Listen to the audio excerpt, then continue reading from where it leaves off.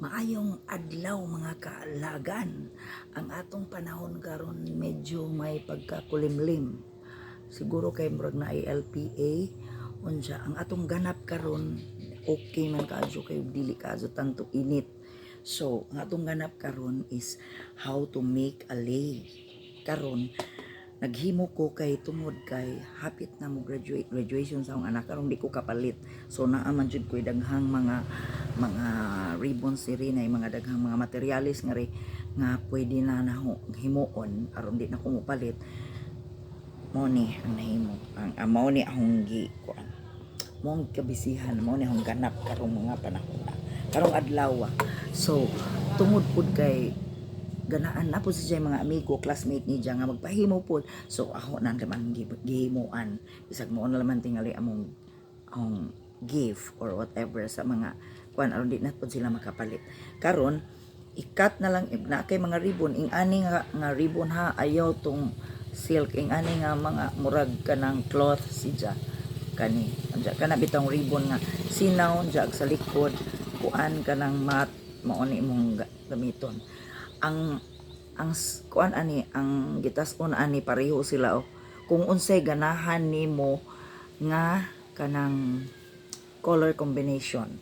So ang ilang gipili is blue and white. Why? Mao kunoy color sa bayso.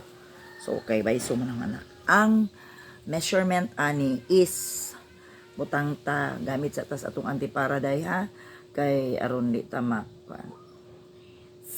3 inches and a half, 3.5 inches, the same as kadto pong imong color i-combine nga color, the same sila. So after ana imo ni siyang himuon og ingani.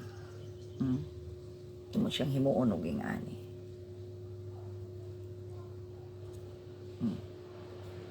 Sa John naman ni siya himuon guys, dali ra ni siya. Ing ana ra pack. Nga no, get the middle and then i-fold. Then mauna na kanino ana no ja i-fold and then ana anja imo nang inganaon imo ang imo mo kuan ikaw na bahala basta maura to hasta pod the same kuan process sa kadtong imong gi-combine nga color gustong i-combine nga color. So after ani maghimo po kog kaglingin nga 3 inches ra ni siya. 3 inches ang diameter. Diameter is gani para ana mo na ha. Mauna siya. Unja imo na ang imo ni sang ipilit unja mahimo na sang ingani. Diba? Mahimo na sang ingani. Unja aning taliwa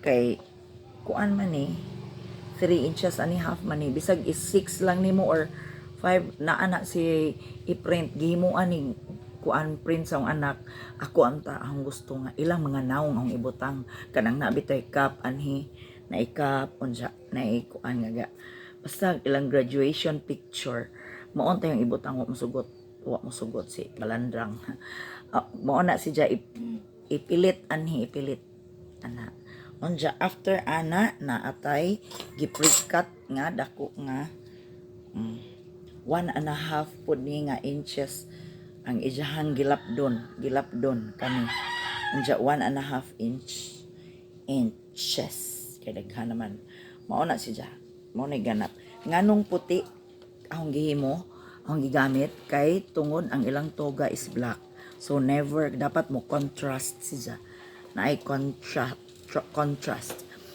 Mao ni siya ang kung pwede aron di magkabaguod imong graduate dapat light material, light dili bugat. Kay akong anak ni choose man sa bugat pod.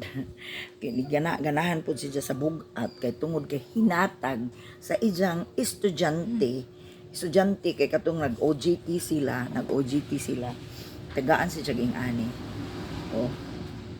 Crochet bugat ni siya pero good thing ang isang gigamit nga kanang yarn is dili kato humok siya nga yarn, so kani siya ako na lamang pong gi-enhance ibutangan og edge anhi nga color kay aron mo tingkad siya sa black nga black nga toga.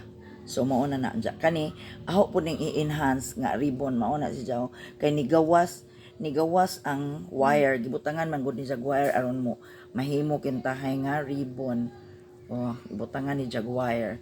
So aho po na siyang i-enhance aron nice po siya wa pa ni mahuman. Ako lang ning i-enhance. Maura to ang akong ganap sa karong adlaw. Thank you for watching. Keep smiling. Keep laughing all the time.